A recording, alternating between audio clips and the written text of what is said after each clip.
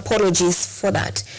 Now, as the political standoff between President William Ruto's camp and that of his former Deputy President Rigathi Gachagua continues to escalate, questions have emerged on whether President William Ruto made the right political decision in allowing the impeachment of his former Deputy President Rigathi Gachagua.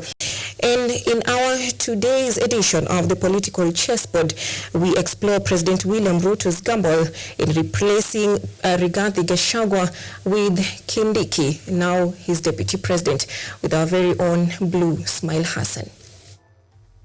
If you are a stranger witnessing Kenya's current political atmosphere for the first time, we might forgive you for assuming that President William Ruto and Rigathi Gachagua are long-term arch-rivals.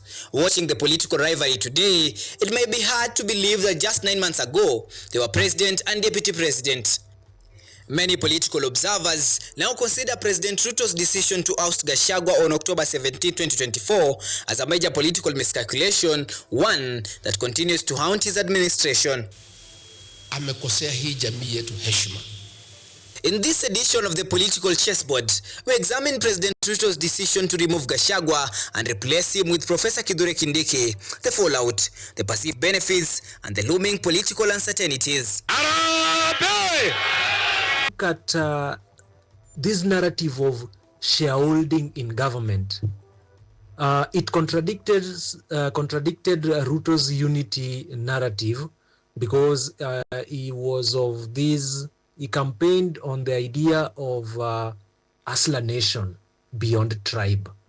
But this shareholding narrative of Rigathi Gachagua was really contradicting. These are some of the accusations leveled against Rigathi Gachagua following his ouster. What initially appeared to be a relief to President Ruto has now turned to be his biggest political nightmare. Thomas Hobbes, in his Leviathan, that is the Republic, he says that, and he asserts that trickery is noble when it secures the state. In this sense, President Ruto viewed Gachagua as somebody who was tribal, anti-unity, and removing him from his position might save his unity agenda, might save his regime. But now, things seem to have taken a U-turn, and it appears that the president might have thrown the baby with the bathwater. Many analysts argue that ousting Gachagua was a political blunder, suggesting that Ruto should have tolerated him, just as former President Uhuru Kenyatta tolerated Ruto during their turbulence final years. Kenyatta, na baada ya Moi kulikuwa na Kibaki, na baada ya Kibaki kulikuwa na Uhuru. Hii kisirani ni ya nini? In his post-ouster political maneuvering, Gachagua has become a sharp thorn in the side of Ruto's administration, relentlessly attacking the government in what appears to be bitterness over his impeachment. It's repeating itself, and the architect William Ruto is back on the deck. He is hell-bent to finish his unfinished business with the people of Mount Kenya. Ironically, Ruto's political card of dismissing Gachagua now seems to be benefiting Gachagua more than it is to the president. Gachagua has since aligned with key political figures such as Kalonzo Musyoka and Fred Matiang'i in the growing one-term movement. A powerful political wave giving Ruto's government sleepless nights as it seeks a second term. President Ruto never foresaw that Rigathi could cause him all this trouble. I think he overlooked the fact that Rigathi Gachagua was a populist, he was a crowd puller. President Ruto's strategy was to remove Gachagua and replace him with Professor Kindiki, a professor of law and a long-time Ruto loyalist, known for defending him during his ICC trial in The Hague.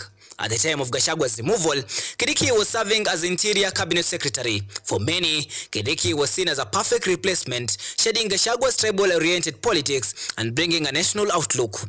Kindiki has become a fierce political defender of President Ruto and has become actively championing empowerment programs across the country.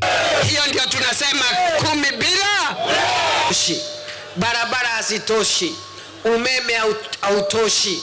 Watu wote hawajaingia kwa SHA wapate bima, ndio tunasema 2 term. He is trying to be a grassroots mobilizer. When you look at his governing style, he has been dubbed Mr. Fix-It. He has been able to fix some things, like you see, he has revived the passport issuance system. Going back to the Ruto-Gachagua saga, can President Ruto contain Gachagua and the one-term movement? Ruto outdo Gachagua? Yes, he can. President Ruto has the state. But you see, Gachagua has and controls the narrative of betrayal and has tribal emotional capital. And you see, Ruto controls the state machinery, state apparatus. So he can use that to outsmart Gachagua. And now to the burning question of the 2027 politics. Who will be Ruto's running mate? Will Kindiki remain the deputy president, or will Ruto choose someone else? The running mate for President Ruto in 2027 is likely. It might happen or it might not. It remains to be seen. But it can be Ruto's running mate because he is very loyal, and President Ruto needs somebody who is very loyal. He is very loyal. He is outspoken. He is now tending to be strategic. Kabla mujasema Ruto must go, pangeni sera ya wananchi. As the political strategies between these two political camps continue to unfold, the answer to whether Ruto's or Gachagua's political cards will bear fruits remains to be unseen. Possibly not until 2027. Blue Smile Hassan,